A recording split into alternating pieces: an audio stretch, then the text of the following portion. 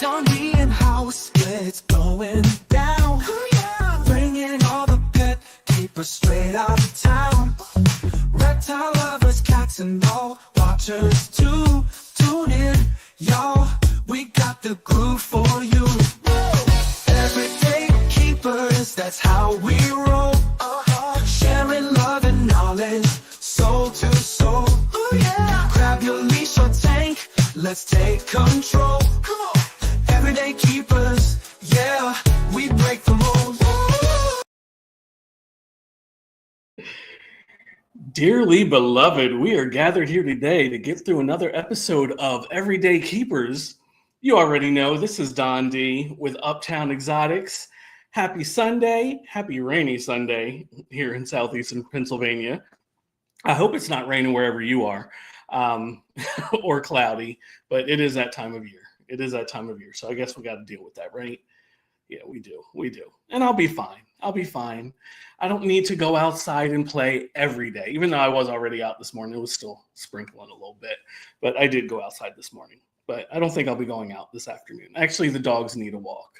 So if it's not raining after the show, maybe I'll take them for an afternoon walk. But I hope everybody had a great Thanksgiving. Hope you ate your faces off, because I know I did. I did. That's my favorite day. My favorite meal is the Thanksgiving meal, and of course, to be with family and everything. So that was good. I usually take two dishes. I make a sweet potato casserole without marshmallows, mind you, and a 5-cheese mac and cheese. And my nieces love the sweet potatoes. And the sweet potatoes did come from my garden this year. I was very proud of that achievement, to be able to take my own sweet potatoes. So that was cool. And they loved them as always. They almost didn't leave me any to bring home. So, which I'm happy for, that means they like the food. Same with the mac and cheese. It's a 5-cheese mac and cheese. I think I said that. And this year, since I've come across the Niger Grill seasoning, I put Niger Grill in the mac and cheese, and they loved it. And my niece's boyfriend, he's packing some away. He's like, I need to take this to my boss. I need my boss to taste this. I said, okay. All right, well, you take it to your boss and let them taste it. But they love the mac and cheese and barely left me any of that as well. But it was good, and there was a whole lot of food. Niger Grill is NAIJAGRILLE.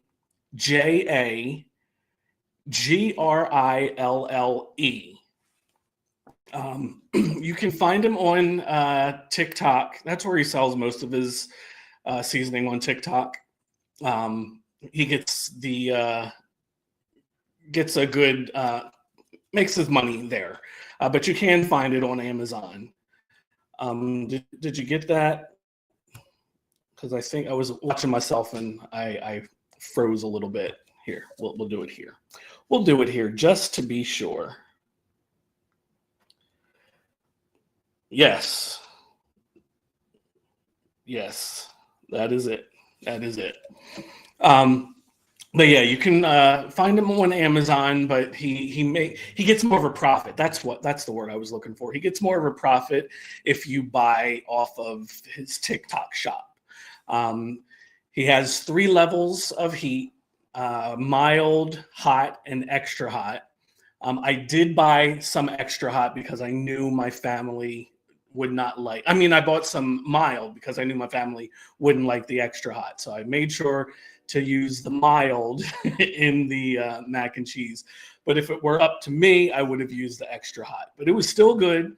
And what I love about the seasoning, even with the extra hot, you know how when you get like real spicy seasoning, it loses its flavor. There's no flavor. You just get the heat.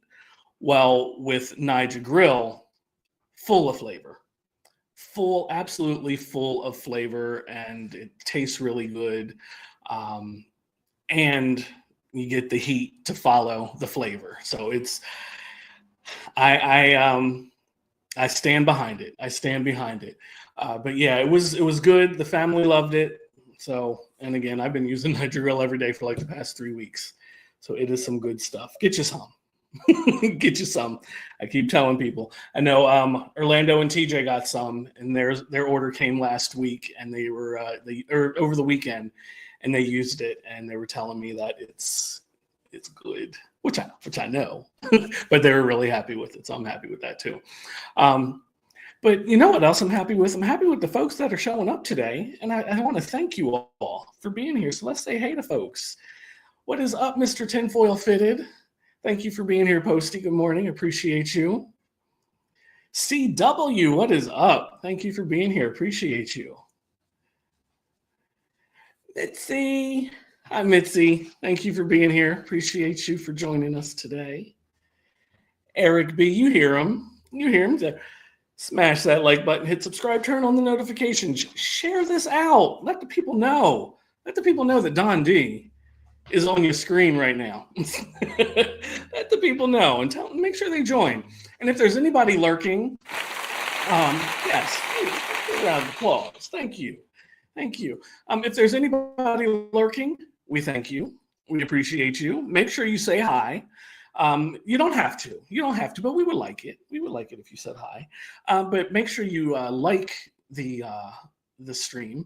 And I believe we are on my channel and T Keys' channel. So if you're on one, make sure you hit like, and then head on over to the other one and hit like there too. So make sure you get us on both sides. And if you have burner accounts, you know what to do. You know what to do. But you know what else we need to do? Yes. Round of applause. We need to say hello to some sponsors. So can we have that sponsor video? Uptown Xotics specializes in a multitude of reptiles such as ball pythons, dual boas, coastal rosy boas, and false water cobras, to name a few. They are dedicated to providing the public with well-adjusted animals with superior quality. Follow them on Instagram and Morph Market. Black Box Reptile Cages should be your go-to for high-quality reptile enclosures and rack systems. They offer versatile hatchling and adult racks that work with both Vision and Freedom Breeder tubs, as well as a wide range of terrestrial, arboreal, and bioactive cages. Located in Beaufort, Georgia, Black Box Reptile Cages offers local pickup as well as ship and freight. Check them out at blackboxcages.com and use code WhiskeyBomb25 for 5% off. Selected Reptiles works with a wide range of genetic combos, including Hypo VPI Xanthic, DG VPI Xanthic, and Zebra, but where they stand out is their work with Monsoon, Monarch, Sunset, and other high-end morphs.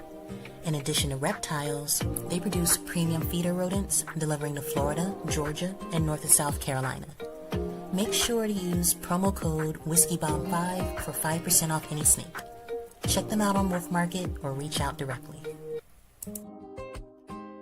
From fur to feathers, Fuzzy Acres has your feeder needs covered. Whether you're looking for frozen rats, bulk rabbits, or harder to find feeders like quail and guinea pigs, they've got the stock serious keepers rely on. Visit fuzzyacres.com for clean, healthy feeders that are frozen and shipped with care. Remember to use code WhiskeyBomb10 to save 10% on any order, and as always, enjoy free shipping on all orders over $300. Grant and Mary of Rec Room Snakes have been breeding ball pythons and Woma pythons for over a decade. They're staples within the ball python realm, and most notably known for their work with the paint mutation and putting it to multiple codoms and recessives to truly unlock its potential.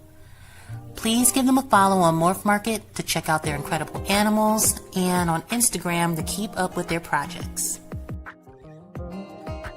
Ninja Balls is more than a breeder, he's a creator. He's the innovative thinker that brought you the Kiki Ball. He strives to make living works of art and improve upon them year in and year out. Follow him today on Instagram at Morph Market and know that with each purchase you make, you're getting quality. Bone Daddy Serpents is just getting started in the ball python industry, but he has major plans involving high-end genes such as Monarch and Sunset. Please keep an eye out on him because his passion and determination is going to take him very far within this industry.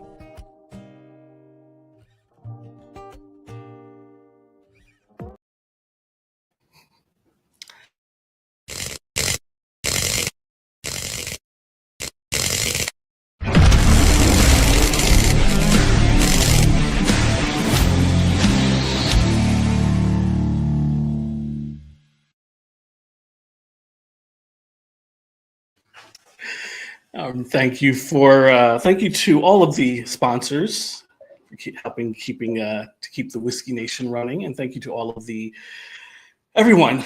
Losing my words today. Everyone that's working behind the scenes to keep this network running smoothly. And I also want to give a shout out to Kaizen Hogs. I won a snake on Thanksgiving Day. A snake that I didn't even realize I was entering to win. I entered a contest back in September, and I thought it was for a t-shirt. And I got a message on Thanksgiving Day that said, yeah, it's happy Sunday, y'all. Come on, Mitzi. I got a message on Thanksgiving Day that I won a snake, won a hognose. So now I'm going to be keeping another species of snake. This is going to be fun. There were a choice of 5 snakes that I could get, and one of them there's a gene or a morph that's called extreme red purple. I mean, you know, you already know that's the one I'm picking. So yeah, that'll be coming in a couple of weeks. And I didn't think that they could ship them in this time of year, but he said he has the proper kind of boxes and all the good stuff to ship this time of year. So keep an eye out for my newest adventure. It's going to be fun. I'm going to have a hognose. Yes. Well, today's guest is going to be fun. And we know that because she's been here before. She's my first repeat offender. No, my first repeat guest, and I love that. She was here. Thank you, Mitzi. Thank you. She was here a couple of months ago showing off her sheep, but now we're going to talk about rabbits. And this is going to be fun. I can't wait. So without further ado, let's bring out Ally Rudy and her guest, Paul. Yes, come on. Hello, Ally and Paul. Hello. Hello. How are you? Good. Good. Good. Yeah. Well, for those that the shirt was the last giveaway they had, I thought that's all the giveaway was. I didn't realize they were giving away snakes too, so I'm good. I'm good. So Ally and Paul, for those that weren't here before, can you give a brief introduction as to who you are and what you do and all that good happy stuff? Sure. Like Don said, I'm Ally. So I live in Halifax, PA. So I'm currently not in Halifax at the moment. I'm actually at Paul's house in Delaware. But yeah, so I raise silver martin rabbits. So the rabbit here pictured on camera. And then I have a couple other breeds. My husband likes Czech Frosties, so we got into them. And then I also raise sheep. We have a couple horses on our farm. So yeah, I kind of have a variety of animals. So. And I'm Paul Kyle. I've had a all-breed judge's license since 1997, so that makes me old.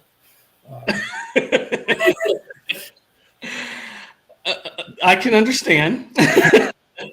We travel around doing local shows, state shows, and a national show circuit. Yeah. Okay, so yeah, we will definitely have to touch on the rabbit shows. I haven't shown in many years. Let's see, Swagger is 9 now, and he earned his championship when he was about 1.5 years. So yeah, about 8, a little more than 8 years, or less than 8 years that I haven't shown. I do miss dog shows, but I don't miss the travel. and the politics that get involved with them, especially not being a professional handler, which I was trying to do, but I didn't have the means to do so. So, yeah.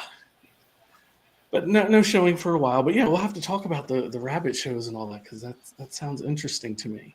And who is this that we have on the groom and go? So you would ask what her name is.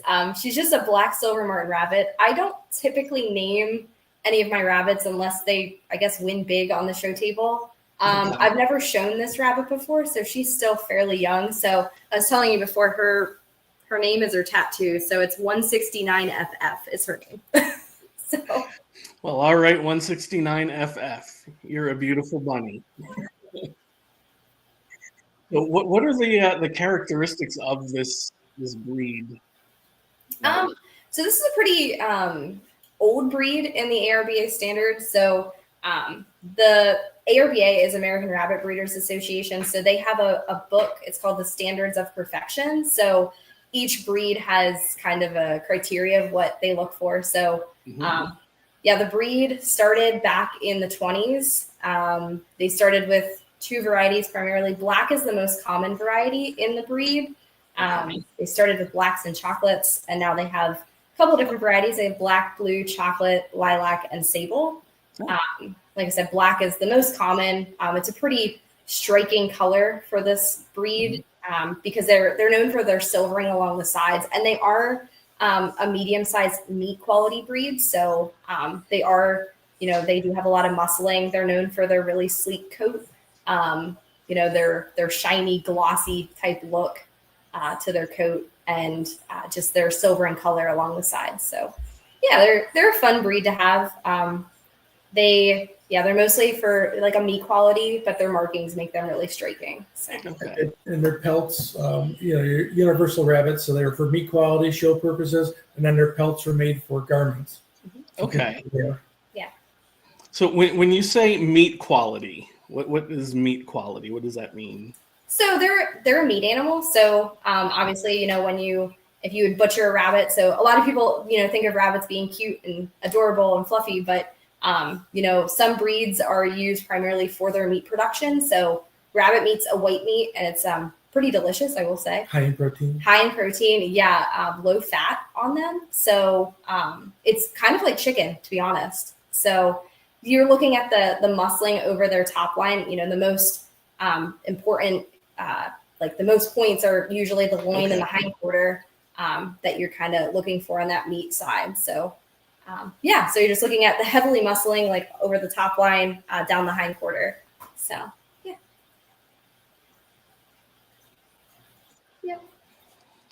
Okay, so are these for pets or just for show and meat? This breed can be used for pets. I would say they're a little bit more high energy compared to some of the common pet breeds, like a Holland Lop or like a Netherland Dwarf, are pretty common pet breeds. These guys are more medium sized. So if I could guess her weight, she's probably 7.5 pounds, maybe 8 pounds. So she's a little bit bigger. I would say I would use her primarily as a show rabbit. And then, that second production side would be a meat rabbit. So, yeah. Interesting. I'm learning all kinds of stuff. I just learned about baby chickens that they use for meat and stuff in this guy on TikTok. So that's very interesting. Yeah. I love the eyes, the silver around the eyes and the mouth. Mm-hmm. Yeah, we were talking about it. I don't know if you'll be able to see from the video, but she has silvering along the sides, so it might be kind of hard to see. Yeah. Oh no, there you go. They're a marked animal, so they're going to have silvering on the sides. They're going to have a triangle behind their ears, a collar around their neck, eye circles, which are the circles around the eyes. They're going to have color in their nostrils, and then their belly is going to be white. Now, is it supposed to be all white, or I see that has some Yes, black it's all white belly. with a slight blue undercolor underneath of the skin. Okay.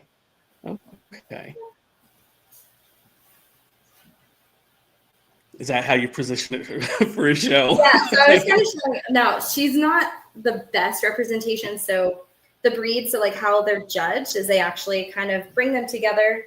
Those hind feet are supposed to be meeting at the top line of the hip, and then the front feet should be below the eyes. So this is how they're judged if you would take them to like an ARBA show. Yeah, so we're looking at conformation there, which is what we're looking for is shape. We call it type when we're judging rabbits, but it's basically the shape of that animal. Yeah, and the judges, starting from head to tail, and they're kind of taking a look. They're going to use their hands over the top line, feel the structure of that animal, and then they'll give reasons after that class is complete. So. When we say balance on the animal, the width of the animal, the depth of the animal should equal the length of the animal. Yep. Okay. So the judges, they give you the information as to why they chose or why they didn't choose, what they liked, what they didn't like. Okay, that's a difference from dog shows. Dog shows don't really get into that. Right. As a rabbit judge, we're required to give comments. In your dog show world, they just go 1, 2, 3, 4. Yeah, and they keep it in their head. Yeah, and you might be going along with ask them later why they place them.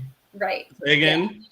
You might be able to see the judge later in a dog world and say, why did you place them 1, 2, 3, 4? Yeah. Where in the rabbit world, we tell them right up front.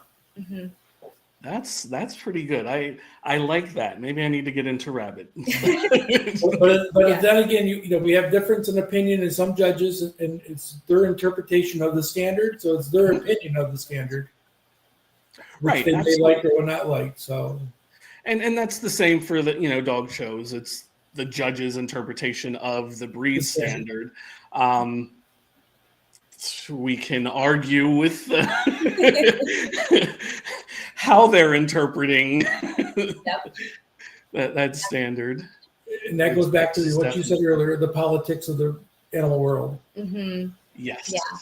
Yeah. So one thing I guess I do kind of like in the rabbit world is obviously, we talked about showing sheep on the last podcast and, even showing dogs that you have, that you were talking about like a handler. So obviously, you have a handler for sheep, a handler for horses, for example. But with rabbits, you have that breeder. So that breeder will take that animal up to a table and they'll put it in a holding coop. And then the judge does all of the posing. So like what I was doing there when I was posing the animal or posing the rabbit, like the judge does that. So the exhibitor doesn't touch the rabbit, only really to put the rabbit on the table and to take it back to its carrier once it's done.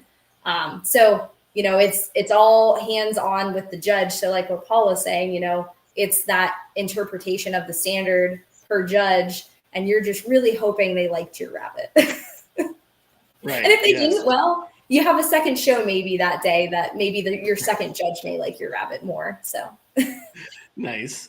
Now, when you're doing that, do they know whose rabbit this is, or do they have any? So not well. Okay. So at a smaller show, they're obviously probably going to know who the judge or who the rabbit exhibitor is because they typically take the rabbit to the table. At a big national show, so a few weeks ago, we were both in Indianapolis, Indiana at the national show, and they have what's called runners. So like the show had 27,000 animals. 27,000 animals. So, in this breed alone, there was, I believe, maybe 140. In one class alone, there could have been 27 of her. Well, if she would have been there, she would have been a black junior doe. So that class would have been, I think there was 38 in that class. So they have people go to the coops, pick those rabbits up, not the same exhibitor, but they'll take them up to the show table, and they all have numbers in their ears. So like that's how they're identified. So it's all anonymous.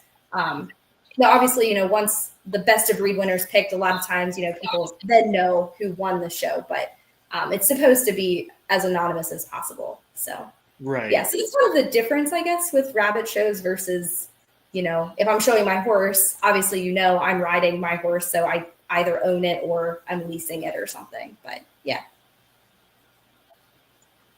Okay. Hopefully that helps a little bit. And Cheryl is saying hello. Cheryl is, so I'm sorry, say that again. She raises French lops, so she's in Illinois, I believe. So, yeah. Ooh, so Okay. lops. Lops, I know from my pet store days. We used to sell little mini lops, and yes, Mitzi, it is kind of like a beauty pageant. The dog show world is more. I feel like it's more like a beauty pageant, or like the little girl pageants and things that, because dog show people get crazy. Dog show people get really crazy. I mean, there's really competitive rabbit breeders too. You can definitely see when rabbits are on the table, and if you know your rabbit's in the top, they're intense. Like you can tell. I mean, as on the other side of the table, a judge can definitely also tell. Like, ooh, I have 2 breeders that are up here in the top 2. I better not screw this up. Yeah, they're duking it out for first and second. Yeah. Yep. That's amazing. That's amazing. Where do they have shows? Because I've never seen a rabbit show advertised anywhere. So the best advice I can give you, like if you're interested in rabbits, is to visit arba.net. That's the hub that they're going to show all of the sanctioned shows within ARBA. So that's what I'm a 4-H leader in my county. So that's on our agenda every month is, what shows are going to be in the area and which ones, are close enough to attend. But there's shows all across the country. There's shows even in other countries as well that are within ARBA, like Malaysia, Thailand, Japan. Japan. So they're all over Canada. But so like I would first visit there. But there are local shows, like Pennsylvania has quite a few shows. Delaware, I don't think We don't have an organization, a state organization or a local club in the state of Delaware. Well, not yet. Maybe Paul will start one. Maybe. Yeah, I was going to say, Paul, it sounds like something that you need to. I've been there, done that. That ship has sailed. I know that's right. we just make sure he has to come to like Pennsylvania to judge. So, but he was just out in Indiana judging. You were judging New Zealand. I did New Zealand. So yeah. Yep. Love that. So, how many breeds do you judge, Paul? There's 54 breeds, and I'm licensed to judge all 54. Oh, nice. And someone is saying hi to you. Rylax, nice watch. What's up, Patrick? Thank you for joining us today. So you judge all breeds, okay?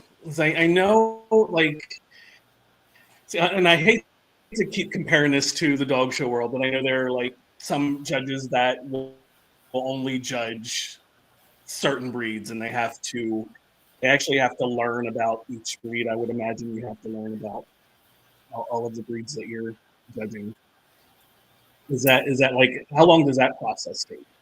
It's a long process. First, you have to be a member of the American Rabbit Breeders Association for 3 years.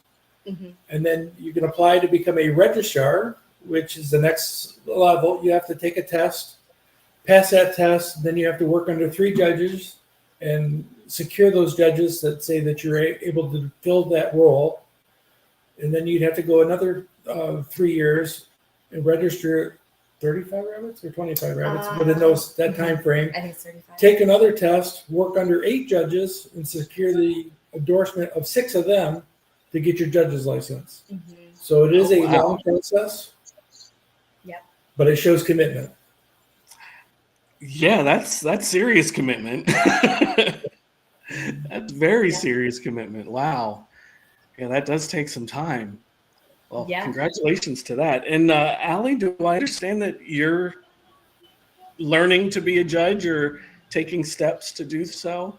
So I'm currently a registrar, and I do judge local shows as far as like county fairs go, because if they're not ARBA sanctioned, they look for people that are knowledgeable in showing and judging rabbits. So I have judged quite a few county fairs in Pennsylvania and surrounding states. I am hoping to take my judge's test eventually.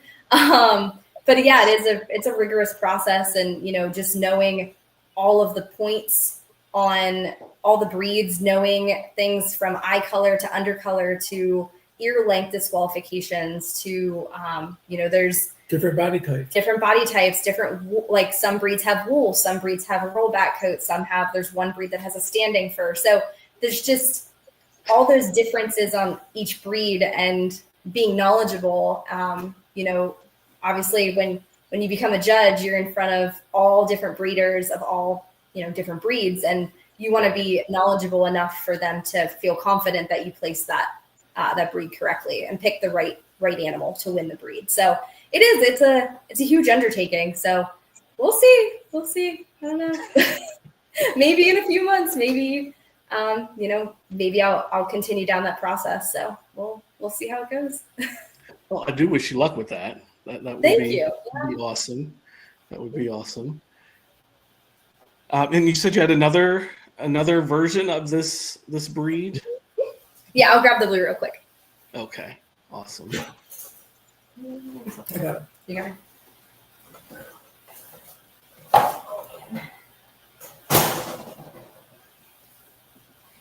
All right, so this is a blue. So obviously it looks a little bit lighter in color. And the same breed, just a different Same color. breed. Yeah. Same breed, so it's going to have the same markings, it's just a different body coat color. Yeah. Or base color. See, I like the black better. And that's where judges tend to gravitate towards, especially on this breed, because they're so sharp looking. Yeah, they're sharp looking. They have a Yeah. shine to them, where the blues, being a dilute, won't have the shine as much. Mm-hmm. Yeah. And the other colors, like chocolate, obviously just looks kind of like, like a chocolate bar. It's a little bit lighter in color than a chocolate bar, but they're really pretty, but their silvering isn't going to show as prevalent as on a black.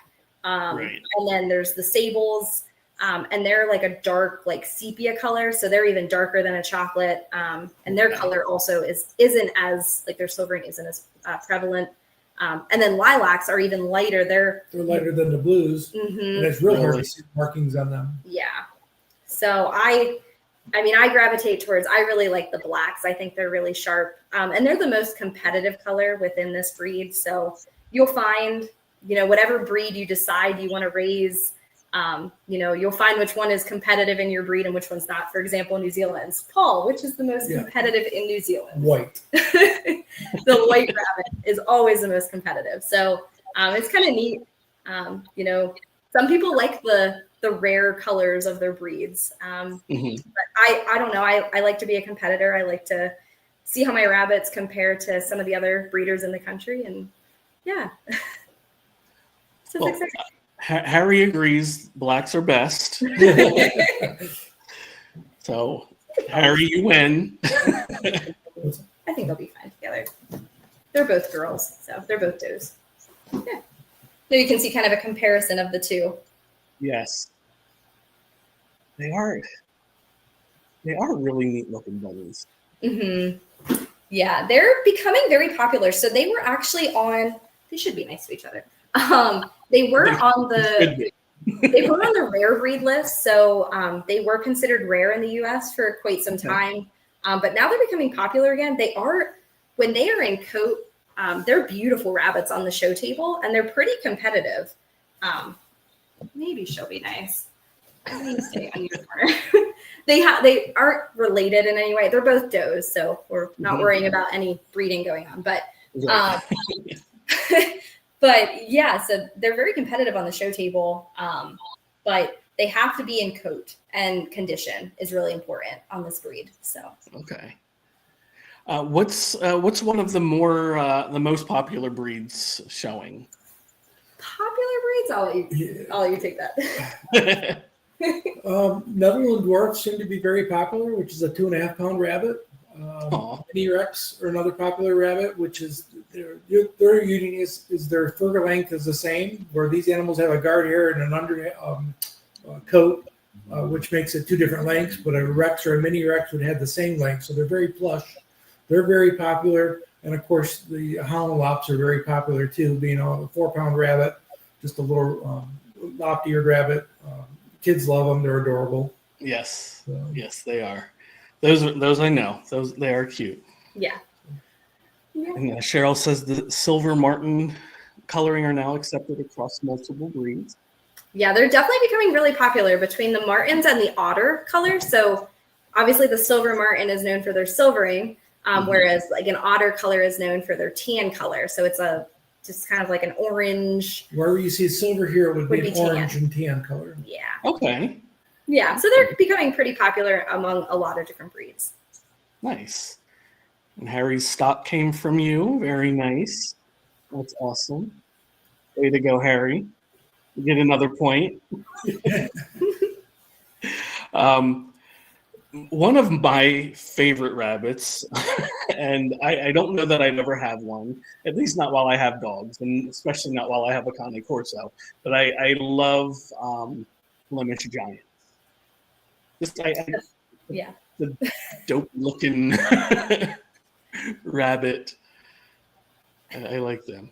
Yeah, the Flemish Giants they're definitely a big breed. You definitely have to have a lot of space for them. They're, I don't know, would you say they're an easy breed to raise? Yeah, they're kind of a lethargic rabbit. They just kind of lay around to hang out, but they're big. Yeah. Where we could raise 4 or 5 small dwarf rabbits to 1 Flemish Giant. Yeah, so their cage size is definitely a lot bigger.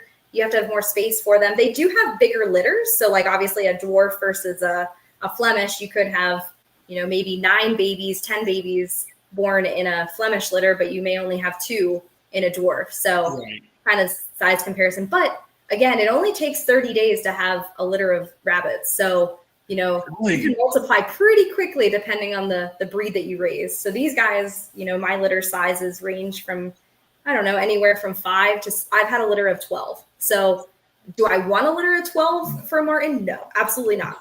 But with rabbits, what's really convenient, if you're ever interested in raising rabbits and you haven't before, they can foster really easily. So their scent isn't super good. So, say I bred both of these does at the same time and they kindled, so they had litters at the same time. Say my 169FF is not a good mom. I could foster a couple babies over to this one that is, and she'll raise them like they were her own. So it's kind of nice about rabbits, whereas sheep, we can't do that. It's not easy. So yeah, they're not can't foster very easily with sheep. Yeah, that would not be fun. No. But that's cool that rabbits foster pretty easily. 12 babies, that would keep you busy. Yeah, I don't like going out to the barn and seeing 12 babies in a nest box. I'm usually panicking and telling Carl, hey, let's find a friend that I can foster them over to. Yeah, they're not fussy. They'll take, they'll raise different breeds. Yeah. So when you foster, you can put, actually, any babies on anyone. Funny story. This one here, this black, she actually was raised by a French lop. So another breed of rabbit. So yeah, like you can foster. Her mom didn't have a lot of milk. She ended up losing, by the time I had seen it, she had lost 1 or 2 kits. So I made the decision. I said, I'm going to foster a few over, make sure, that she can take care of the ones that she had left. And yeah, French lop raised her and here she is. And look at her not knowing the difference. Yeah, she has no clue who her mom is. Yeah. Yeah. That's funny. So what got you into rabbits? Just rabbits in general, and then the showing side. I'll let Paul answer that first with his rabbits, and I'll tell you my story. I started as a 7-year-old child just raising, pet store bunnies, and got a little more involved, and I finally made the hobby into a small business. Made it pay for itself. Kept breeding rabbits, selling stock. They would pay the annual taxes on the house or a truck payment. So it evolved from there. And then I went and got my judge's license. So as a judge, you get paid to judge. So you put a little money back into your pocket for your time and talent and your expertise. So yeah. And I mean, mine's kind of a similar story. When I was little, I mean, I've always had a love for animals. I had horses when I was little, and my mom really didn't want me to start showing horses when I was 8 because I was so little. So first thing they thought of is, oh, rabbits should be easy. Let's get some rabbits. So yeah, we went to a pet store. I think we bought I think her name was Oreo. She was a broken black New Zealand cross of some sort. And then I kind of joined 4-H. I learned about the breeds and I started showing. I didn't show super competitively when I was a youth. I mean, I attended some of the local shows like the Pennsylvania State Rabbit Breeders Show. I went to that because it was close to home. I never went to any of the national shows. So I raised rabbits well through school. I did have a little bit of a setback when I was in middle school. So I was pretty competitive at our county fair. And this is a sad story, but somebody came to our barn and actually wiped out my entire herd of rabbits. I had them all stolen from home. Yeah. So I still, to this day, we never found the culprit, but got out of rabbits. I was pretty devastated I think I was in 6th grade. So I was pretty young. Got out of rabbits, went to college, was with my boyfriend, now husband at the time. And I was like, I kind of want to get into rabbits again. And he's like, oh no, like, what do you want to raise? And I wanted one of the biggest breeds. I wanted French Lops. So I had them as a youth, loved them then, got back into rabbits. And now it's kind of spiraled. So like had rabbits since 2013. Then met this crazy judge at a show and became friends with him, and the rest is history. So like I'm a registrar now and eventually going for my judge's license. So yeah. That's awesome. Both stories. And I could see if rabbits can produce that much in a year, I could see how it could help with your car and house payments and Absolutely. things like that. Yes, absolutely. Yep. The biggest thing is just being competitive. So, a lot of some breeders will have small rabbitries of say 20 rabbits, whereas some breeders out there in the US have 400 plus rabbits in their barns. It's just really, coming down to selection of the rabbits that you keep, making sure you're keeping quality show animals. You may have some pet rabbits down the road or, like I said, these guys are meat rabbits. So, it's survival of the fittest, and whoever, it meets the quality standard of the breed, you want to hold on to them. The ones that may not meet that standard, well, I'm really sorry. It's same in the dog world too. If they don't meet that standard, It doesn't cost any more to feed a good one than it does a poor one. right. So yeah, just making sure you're keeping the best of that breed and you're going up the ladder rather than staying stagnant or, moving down. So yeah. Now, question for you. Since you show and you're so involved with the rabbits and all that stuff, do you eat rabbit? Yes. So I can't say I eat a lot. To be honest, Carl and I eat more lamb than we do rabbit. Even though I would actually eat rabbit more than lamb. Lamb is a very acquired taste.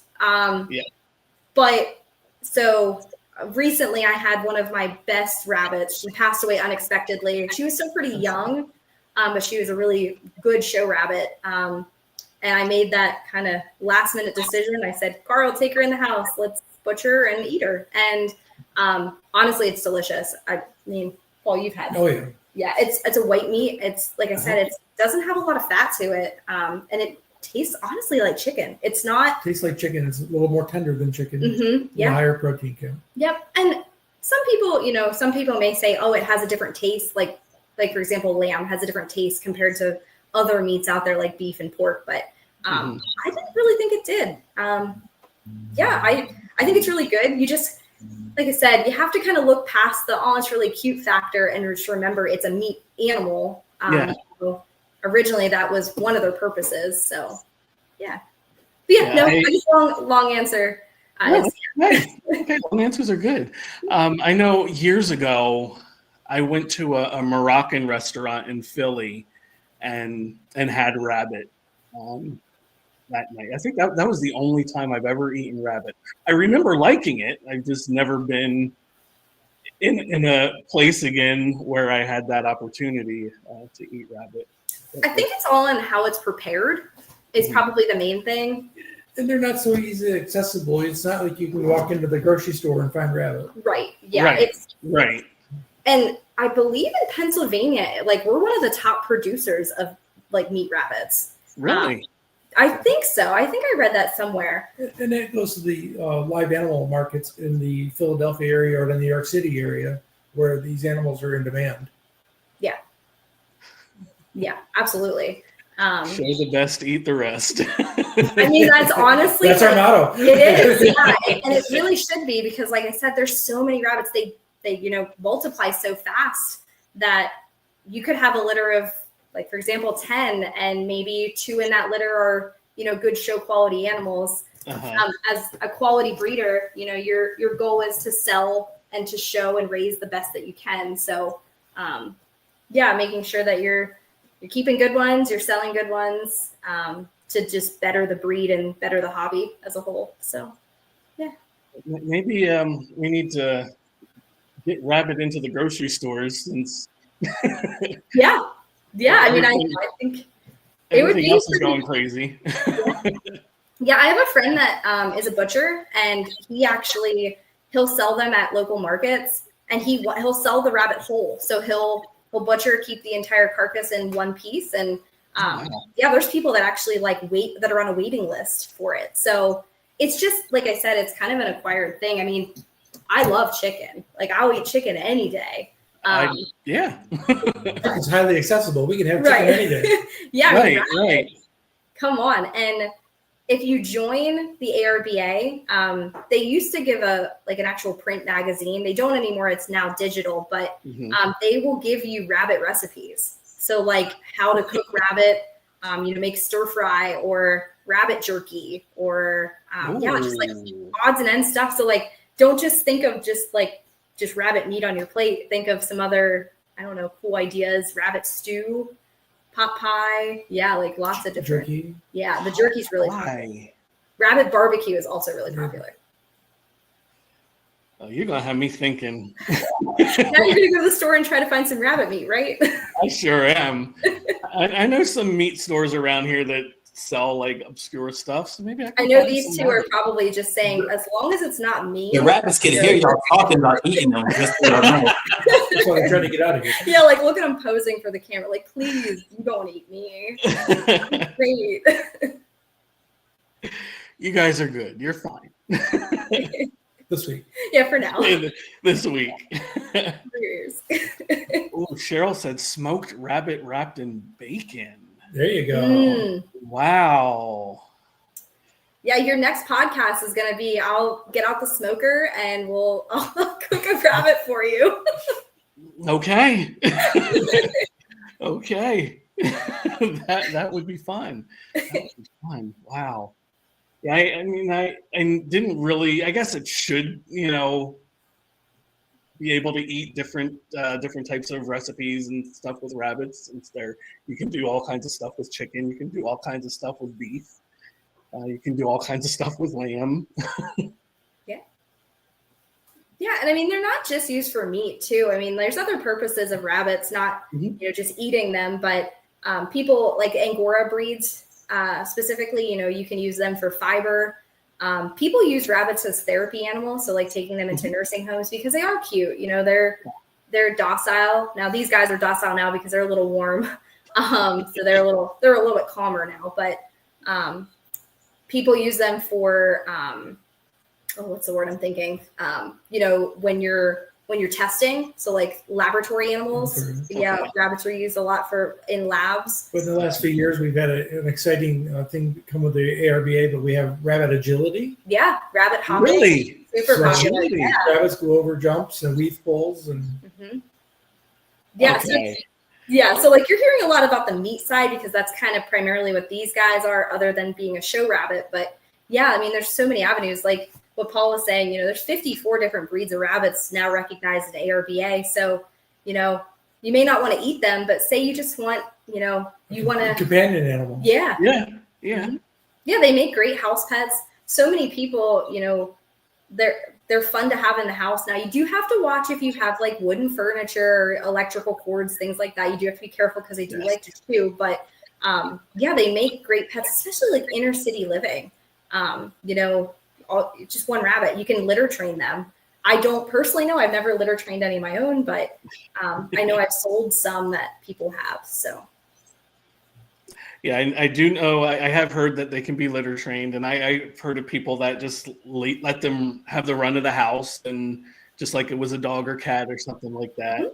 Yeah. The agility, though, I never heard of that. I'm definitely going to You'll have have to look that up. Rabbit hopping. Yeah. Yes, I definitely have to look that up because that sounds fun. They're and different breeds. Like I wouldn't necessarily say this breed would probably be good rabbit hoppers, but the full arch breeds, which we judge on the run, make the better hopping rabbits. Yeah, like English spots, Britannia Petites. I've seen a lot of them being hoppers. Rhinelanders. Yeah, Rhinelanders, tans. All those running, like what Paul said, those full arch breeds are pretty popular. Okay. Yeah, I'm definitely looking that up. It is like it's such a fun hobby, and kids and adults alike. I mean, obviously kids because they don't take up a lot of space. You can have quite a few. They're fun and easy to show. But then adults, the competitiveness of showing, the breed that you have. For example, Netherland dwarfs? How many were entered at the national show? Close to 2,000. 2,000 rabbits in the open show alone for Netherland dwarfs. Like, can you imagine winning that? I mean, you'd feel like you won the Super Bowl just by winning your breed. So, that's kind of cool. It's a cool experience. That is very cool. I mean, that's a lot of rabbits to compete against. We would get excited at a dog show if there were like 10 mastiffs entered. Yeah. We'd be excited for that. Yeah. But to get over 1,000 rabbits, over 2,000 rabbits, that's a lot. Yeah. That's an all day event, I would imagine. Yeah, they started. The national show where there was all those rabbits, the 27,000 entries. Most shows started at 8 o'clock? 8 a.m. And some weren't done until probably 6, 7 for the first day. Yeah, by 3 o'clock, all breeds are on the table. Yeah. We weren't finished judging, but all breeds are up and on the table. Yeah, so it's a long day. I mean, both for people and even the rabbits. Yeah. And you have to stay there all day. You can't just show your rabbit and then leave. So with the national show, you don't actually technically have to be there, which is kind of a unique part. Now, the veteran breeders, I will tell you, I was there for the show because I want to see how my rabbits do rather than getting the results after the show. So I like being present in the moment during the show. But no, there's some breeders that literally will get their rabbits transported out to conventions like these national shows. Some don't even attend the show. They'll stay at home and just hear results from online. Some will just take it as a vacation and they drop the rabbits off and say, I'll see you that evening. And they go and, Enjoy the town we're in. Yep. That's really interesting. Yeah, Yep. that's really different than a dog show. Right. Because you have the handlers and it's more hands-on. Whereas this, the hands-on portion, honestly, is the preparing your rabbit and getting it ready for the show. The wool breeders, total props to them because they have to blow the coats out and groom. Whereas me, I'm just yep, 169 FF, you look good. I think you can go to the show. So, yeah. Yeah, that's a different world. That is a different world because I know I'd get up early to drive to a show in Maryland for an 8 a.m. ring time. Go show. I wouldn't win best of breed, so as soon as I'm on the way home, I'm back before noon. Yep. And I mean, local shows are kind of that way too. So if you don't win your breed and you don't want to stay for best in show, then you can pack up and you can head home at your pleasure. But if you win best in show, if you win your breed, then you're kind of more inclined to want to stay for best in show to see how your rabbit compares to the other 53 breeds shown. So that's kind of the fun part is I like seeing all the different breeds on the table, how they compare. And that judge, I'm sure when Paul's doing best in show, now he's really fast. So he knows what he wants as soon as he touches them. But you're kind of watching him as he judges and you can, I don't know. I start to see his facial expressions, he likes that one or no, that one's not going to win. So it's kind of, I don't know. It's kind of fun to kind of fun as an exhibitor, and then like judging perspective, like, you know, he knows, like as soon as he handles a rabbit, he knows which one. Your first pass through, if you're looking at 55 animals or 54 animals on the table, by the time you got through 54 of those animals, you got 3 or 4 on the top of your head. Yeah. And you go back and make that short list like the dog world, look those 3 or 4 rabbits over again and say, okay, here's my best in show. Mm-hmm. Now, when you're showing or at a show, is it just one judge for the whole show, or do you have different judges for different breeds? It can be, depending on the size of the show. We're recommended that we should be able to judge 250 rabbits in a day. So some of these shows are 1,000 animals. So that's going to take, at least 4 judges, maybe 5 to get done in a timely manner. Yeah. Okay. So, and at the end of the day, if you're asked to pick specials, they'll ask one of those judges, hey, we need you to help pick best in show. Okay. Okay. Sometimes exhibitors get their say, they get to put a vote in. Mm-hmm. Who would you like to see best in show today? And they'll tally those votes up at the end, and that person gets selected. So they're hoping that they're picking the one that's going to pick their rabbit. Yeah. So what we want to do is rally so then Paul can judge the next convention best in show, right? Yeah, right. Yeah. It's an esteemed honor and a privilege to pick best in show. Yeah. It's always a higher privilege and honor to have your rabbit that you judge during the day receive best in show. Mm-hmm. Right. Because that just tells you maybe another judge saw the merit in that animal that I did. Yeah. Okay. So. That's fair. That's fair. And Brittany says, if you have cats and dogs, can you have a rabbit? Absolutely. You can. Yeah. I think the biggest thing, so rabbits are a flight animal, so they do get startled pretty quickly. Obviously, like they may think of a dog or a cat as prey, but if they're acclimated to them and the animal is docile enough. We've been in the industry long enough here now that we've actually seen the rabbits chase the dogs. Mm-hmm. Yeah. Yeah, I've seen pictures and videos of like rabbits and dogs, raised together, cuddling together and everything. Absolutely. Yeah. I mean, I will tell you a few times, so I have my rabbits, I keep them in a barn. And I do have a border collie that lives out there. He loves the sheep, like that's his animal. But there have been times that maybe, I'm not going to say any names, maybe me or my husband have, forgot to shut a cage door or something. So a rabbit escapes. And I have barn cats too. And those rabbits, I just see them hopping around the barn and I'm like, oh, I'll catch you. But they haven't been eaten or anything like that. So yeah, I wouldn't be super concerned. It's just the acclimation to the dog versus rabbit, making sure, dog doesn't, or the dog or the cat doesn't go after the rabbit. But typically I don't see too many. Or the rabbit going after the dog. Well, yeah, or vice versa. Yeah. Some breeds, like these guys would probably run. If you had, let's say, a Flemish giant or a checker giant. Yeah, they're going to challenge. They might challenge that big dog. Yeah. Okay, so what's a shepherd giant? I've never heard of that. Shepherd giant. So they are a big full arch breed. So 11 pounds on a senior buck, but they are a marked animal. So they're going to be, they come in blacks and blues, but they're going to be a all white animal, 2 side patches, 2 on each side, have a colored spine, color ears, butterfly around the nose, and a dark tail, all white feet. Yeah. So they're a marked animal. So they're beautiful. They're shown on the move. So obviously their markings come into play, but they're kind of like kings. I mean, they run back and forth on the table. When you're judging them, you will draw a crowd because people will stop and watch them rabbits run. They're stunning and they want the attention. So you'll hear bucks, they'll stomp on the table as like before they start their run. And yeah, they're striking. So they're a little high energy.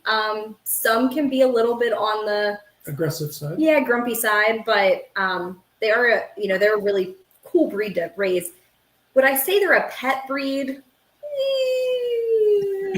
No, that'd be debatable. But they are, like, if you're a competitor and you really want a really interesting breed, they're not easy. Not easy to raise either.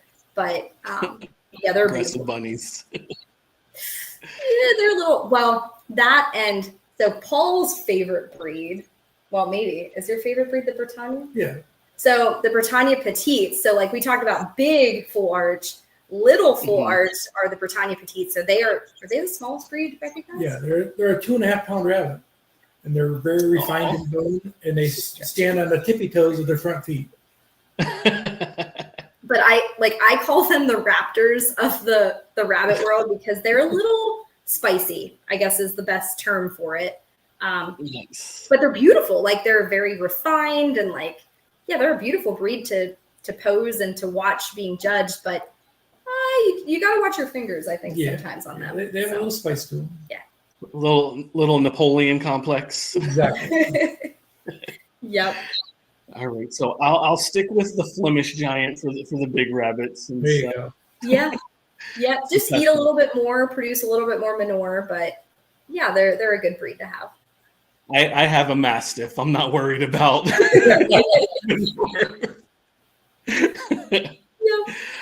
I think I could handle a Flemish giant potty routine.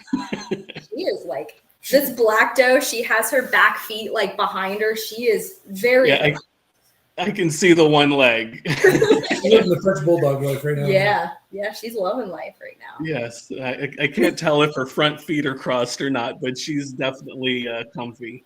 Oh yeah. That's awesome. I love it. Well, I thank you both for joining us today and giving us a little education on the bunny world. That's, as always, you've taught me. I've learned a little bit. That's a lot of fun. Where can our viewers find you if they need to want to see some rabbits, and also remind them where they can find out about rabbit shows? So I guess for Paul, you can find Paul at a show near you, depending on if he's judging. So you can just look him up. They'll usually list a show catalog on ARBA.net if it's on there, or on Facebook if you're looking for a show to go to. I will not be listed because I'm not a judge yet, maybe. But yeah, so Paul would have his, we'll see. We'll see. But yeah, so there will be a catalog. As far as me, so I am on Facebook. You can just look up my rabbitry page. It's called Funny Farm Rabbitry. I know, cutesy little name, but that was my farm name when I showed as a youth. So I just kept it once I, got back in after college. But so Funny Farm Rabbitry is my Facebook page. My personal page is just Ally Rudy. I literally just post pictures of rabbits, sheep, and horses. That's pretty much my life. So, and maybe my husband occasionally will, depends. But so he can sneak in there. Yeah. I mean, we're gearing up right now. Obviously rabbit shows are pretty popular at the moment because I'd say fall, winter, and spring are probably the most busy time for showing rabbits. Okay. And then right now we're breeding sheep. We have sheep due to lamb in a couple weeks. So we're gearing up for that pretty soon. So yeah. I want to come play with babies. Soon, our first ewes are due to lamb on December 19th, around that time. So it's getting closer. Yes. Well, I might have to come in and pay a visit and play with little sheep and wear some big pants with big pockets. To sneak some sheep in. Yeah, the smoker out. Yep, and I'll get Carl's smoker out and I'll have a rabbit ready to eat for dinner. Oh, there we go. There we go. Well, Mitzi put up your Facebook page so anybody can find you there. So thank you for doing that, Mitzi. Appreciate you. And again, Ally and Paul, thank you both for joining us. Little bunnies, since you have got FF and the other one, we didn't get her name. Oh man, she does not like the clapping. 166 FF. They are not related in any way. They don't have the same parents, but. Gotcha. Well, thank you both, bunny. Numbered names are good too. Well, thank you both for joining us, and thank everybody in the chat for joining, and the new folks that were tuning in. We certainly appreciate you all for swinging through. If you're not already subscribed, please subscribe to my channel as well as the Tiki's channel if you're over there as well. I have a whole lot going on, not just everyday keepers. I do have my snakes that I do need to start posting more of. They're not doing anything right now, and I can't take them outside because it's cold, so I can't get any pictures of them outside. And the garden is hanging out. We're hanging out. But thank you all for joining us. And remember to be yourself. Thank you, Mitzi. Love the show. Love you. Be yourself. Believe in who you are. If you don't believe in yourself, why should anyone else? I love you. Have an awesome week. Peace and be wild. Dearly beloved, we are here to talk about this thing called keepers. Keeper means forever, and forever is a mighty long time.